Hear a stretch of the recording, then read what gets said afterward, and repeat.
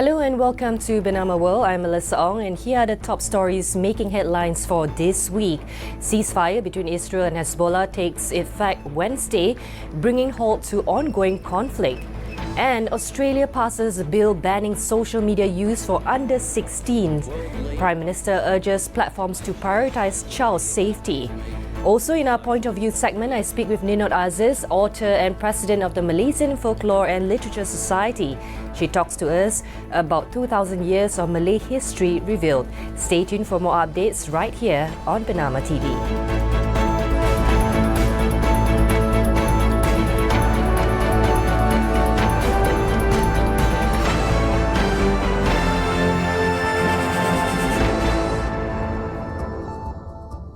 We begin recapping the world's biggest news with this. A ceasefire between Israel and Hezbollah took effect at 4 a.m. Wednesday after both sides accepted an agreement brokered by the United States and France. The accord, which aims to end a conflict that has killed thousands since it was ignited by the Gaza war last year, is intended to be a permanent cessation of hostilities. The agreement mandates the withdrawal of Israeli troops from southern Lebanon, the deployment of 5,000 Lebanese army troops in the region, and Hezbollah's withdrawal south of the Litani River. Now, according to the Lebanese foreign minister, the US may assist in rebuilding infrastructure damaged by Israeli strikes. In another development, additional Lebanese troops were deployed in southern Lebanon on Wednesday after a ceasefire between Israel and the Iran-backed Hezbollah group. Lebanese military vehicles made their way along roads in Tyre and Burj al-Shimali in southern Lebanon, driving past civilian vehicles piled with personal belongings as people return to their homes after the ceasefire as the army reinforced its troops. The ceasefire held on Wednesday after the two sides struck a deal brokered by the US and France. Lebanon's army, tasked with ensuring the ceasefire lasts, had said it was preparing to deploy the south of the country, a region Israel heavily bombarded in its battle against Hezbollah. Now shifting our focus to Gaza, the death toll from ongoing Israeli military operations in Gaza has reached 44,330, with 48 more killed and 53 injured in the past 24 hours. Now bringing the total number of injuries to 104,933. Israeli forces intensified attacks on central Gaza, sending tanks into northern and southern regions. A hospital reported receiving 16 bodies and 55 injured individuals from heavy airstrikes in the Nuseirat area. The hospital accused Israeli force of targeting ambulance workers.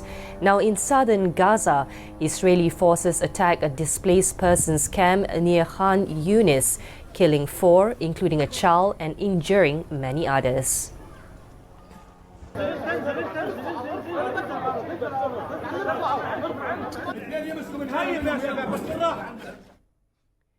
According to the Italian foreign minister, G7 foreign ministers are working on a unified response to the ICC's arrest warrant for Israel Prime Minister Benjamin Netanyahu.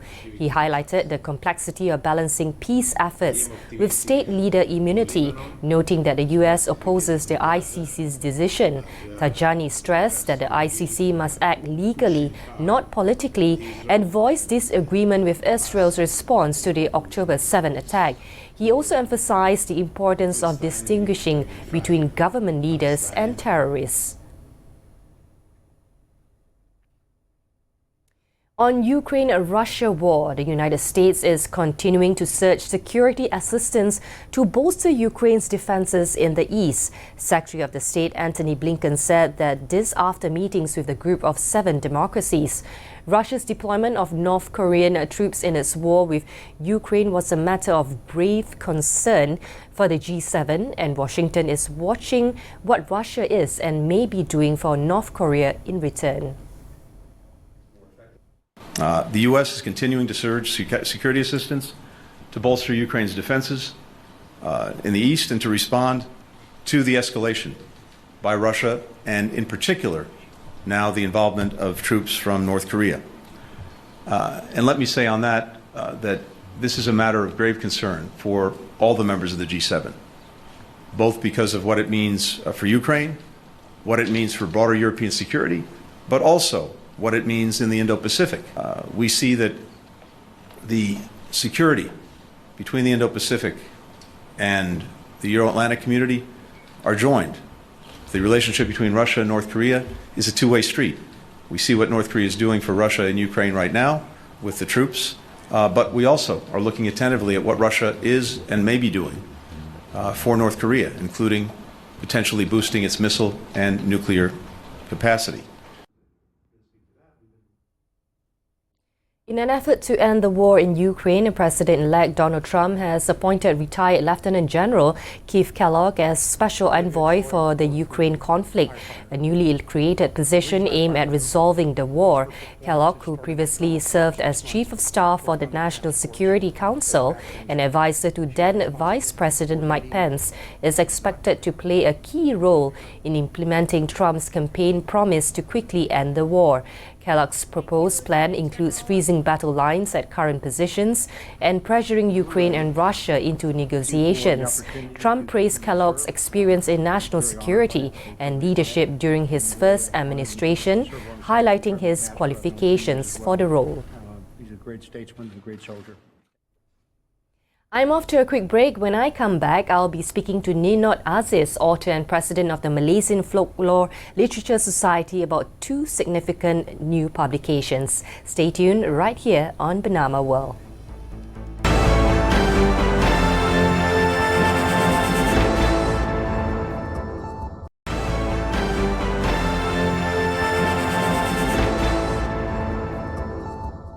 Welcome back with me, Melissa Ong. On BERNAMA World today, we speak with Ninot Aziz, author and president of the Malaysian Folklore and Literature Society, about two significant new publications, namely Kepulauan Melayu Encyclopedia Berilustrasi Tamadun Dunia Silam and Trailblazer, Life and Legacy Abu Bakar of Pahang. Now, these works delve deep into the history, culture and stories of the Malay archipelago, offering fresh perspectives on its civilization and iconic figures. Hi, Ninot. Thank you for doing this. And I'd like to begin with this. What was the biggest challenge in capturing 2,000 years of history in Kepulauan Melayu? Okay, thank you, Melissa. Firstly, the idea of introducing the Malay civilization came to me because when you look at world civilization, you see Greek, you see Egypt, you see everyone else, Mayan, Sumerian, but you do not see Malay civilization as one that is featured. Now, so what we needed to do was to include this into the timeline with a wide spectrum of Malay kingdoms. And I am a storyteller. I'm not a historian. I focus on Asian legends and I'm aware of the romanticized kingdoms. So I read the experts from the region. We know that findings of Lenggong and Sungai Batu, Champa, these place the Malay civilization from the 1st century itself. But since then, we do not really have exciting new findings until Dr. Nasha Ruziadi came, had new archaeological finds in Kitcheras. So what I did was trying to put this together is to find experts in different areas of civilization, different markers, and bring them all together. Surprisingly, it was not a problem of getting them on board. Everyone I approached, whether it was Dr. Annabelle from British Library or J.L. Costa from Portugal or from our own region, from Singapore, Indonesia, Malaysia, all the experts came on board readily. But to make it cohesive as an encyclopedia, that required a challenge. So I had enough material and I had enough illustrations, but I needed to put it in a cohesive manner, yes. Right, you did mention that it was an easy task to get them to join on board for this project, so to speak. But how did collaborating with researchers from these 6 countries actually shape the encyclopedia eventually? Okay, so once we had all the experts on board, we decided to break down the topics into very key areas: great kingdoms, that shaped the Malay archipelago. Great kingdoms, you're talking about Srivijaya, Malacca, Kedah Lama, Manila. There's a kingdom from Philippines, Champa, Langkasuka, and all that. So putting all those in place, many of our young children are not even aware that these are kingdoms related to us. Number two, the maritime legacy all over, because the Malay archipelago is an archipelago. So the great maritime legacy needs to come forward. We need to know that we have key explorers from this region, and we had many people who came to the region. So all these ideas are put across. Number three, literature and languages. So we had a chapter on that. And for that, we had all the experts, literature, for example, our National Laureate, Professor Muhammad Haji Saleh, then we have Dr. Emeritus, Dr. Teo Kok Siong, and many others, including Dr. Annabelle, who wrote about the Malay royal stamps from the past. And then we had the chapter on arts and culture, and then the Malay archipelago icons, as well as, which is, I'm so glad, the UNESCO arts from the region. We have more than 40 from around the region. When we talk about Malay archipelago, it's basically the islands of Indonesia, and then the Malay Peninsula, Borneo, Philippines, and all this. And so there are many beautiful geoparks, which is our heritage as well. So that was the last chapter. So once we got the experts, then we had the chapters. This is how we shaped the encyclopedia, and it has turned out so well, actually. Now, you also wrote another book recently, and I'd like to know more about the Sultan Abu Bakar story in Trailblazer. Enlighten us a little bit more about this book. Yes, I was invited by Tunku Datuk Zulkarnain Iskandar, who is the grandson of the fourth Sultan of Pahang, Sultan Abu Bakar. Now, it is a bit strange because the reason I was invited was because my great-great-great-grandfather actually served the first Sultan.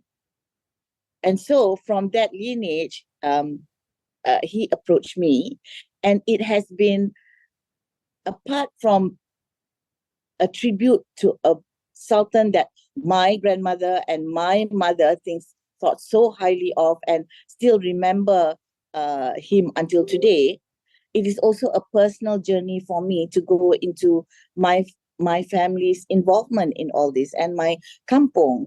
I come from Chino, and so this has been a wonderful biography to write as a tribute to a Sultan that is really close to the people. And on top of that, it is also a personal journey for me to understand the person that I am based on my ancestors. So it was really a wonderful way of, it is really a wonderful combination of how Malaysians travel into their past and to get to know themselves a little better.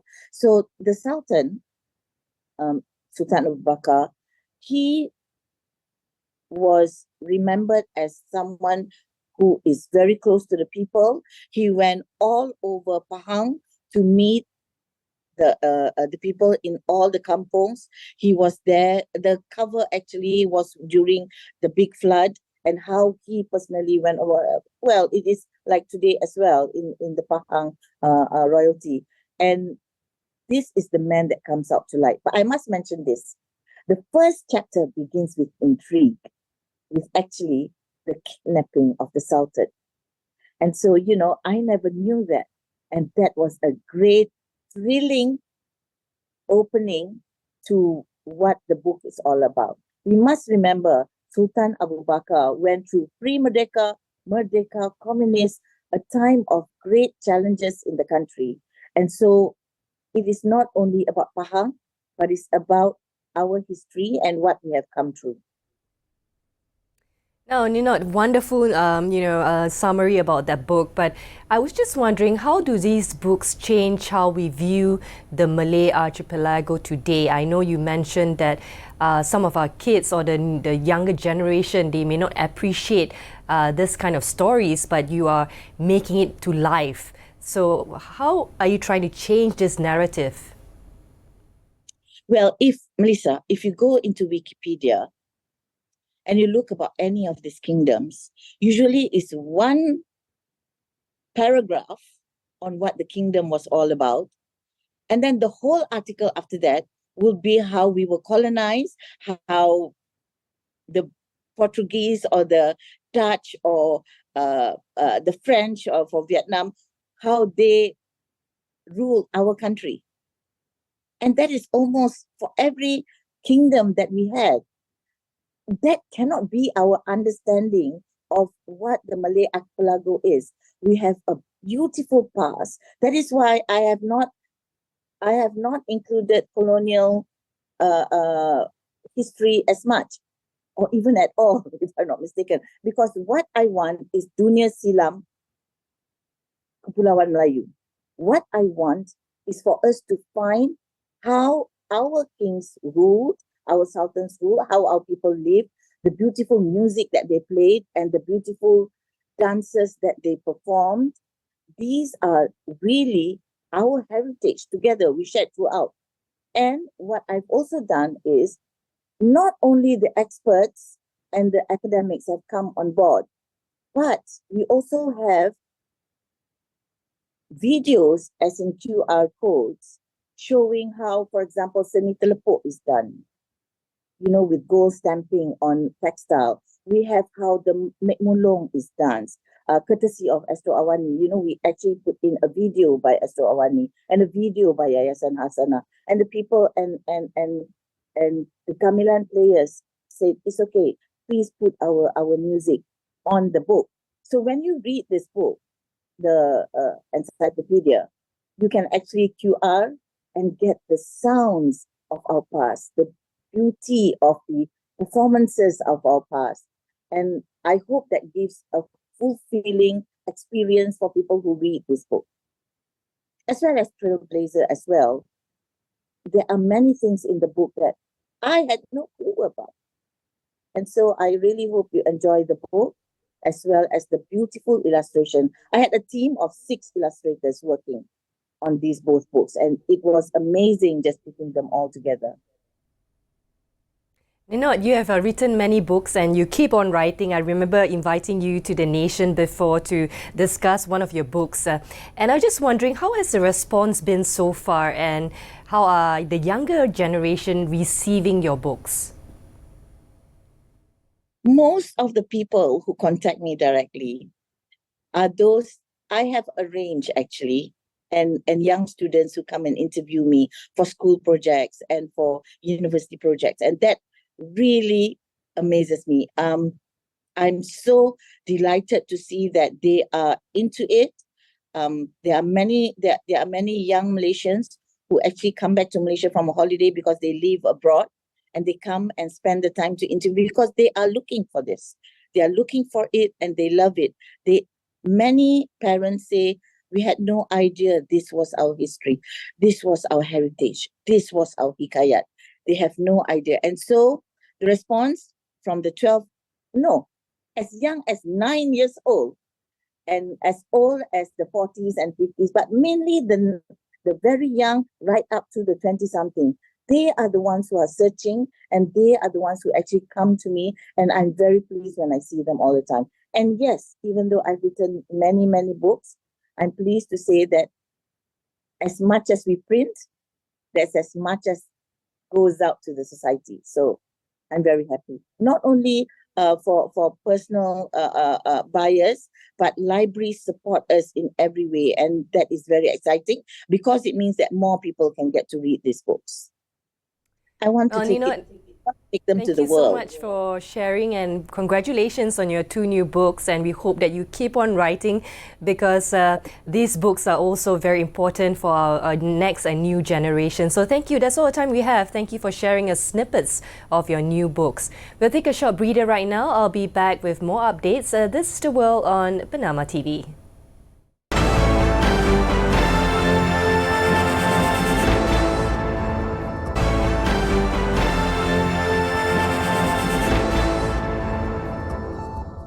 Welcome back with me, Melissa Ong. Australian Prime Minister Anthony Albanese emphasised social media platforms' responsibility to protect children after Australia passed a law banning under-16s from using social media. The new regulation, among the strictest globally, requires platforms like Meta, Instagram, Facebook and also TikTok to block minors or face fines up to 49.5 million Australian dollars. Enforcement trials begin in January, with the ban fully effective in a year. World-leading action to make sure social media companies meet their social responsibility. Social media is doing harm to our children. And today, as a direct result of our legislation passed through the Parliament yesterday, through the Senate and confirmed in the House today, parents can have a different discussion with their young ones, a different discussion that will result in better outcomes and less harm for young Australians. Platforms now have a social responsibility to ensure the safety of our kids is a priority for them.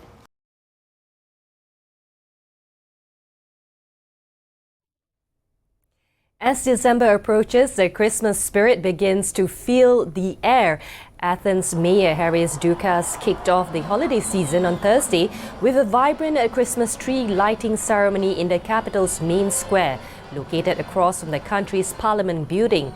Hundreds of residents and visitors gathered at Syntagma Square, adorned with theme of stars, elves and the Nutcracker, to join the festivities and admire the 20-metre-high tree brought from northern Greece. Christmas celebrations will continue throughout December, featuring Christmas markets and musical concerts across the city, culminating in a spectacular fireworks display on New Year's Eve. In London, the Gingerbread City exhibition returned to London with this year's theme Recycled City, showcasing gingerbread creations reimagining iconic buildings with a focus on sustainability. Held at the Government in Chelsea, the exhibit features landmarks like the BT Tower and the Royal Opera House, crafted from gingerbread icing and sweets. Participants reuse elements from previous displays to emphasize repurposing, with structural sound icing holding the creations together. While visually impressive, creators noted the gingerbread isn't very tasty. The exhibition opens to the public from November 30th to December 29.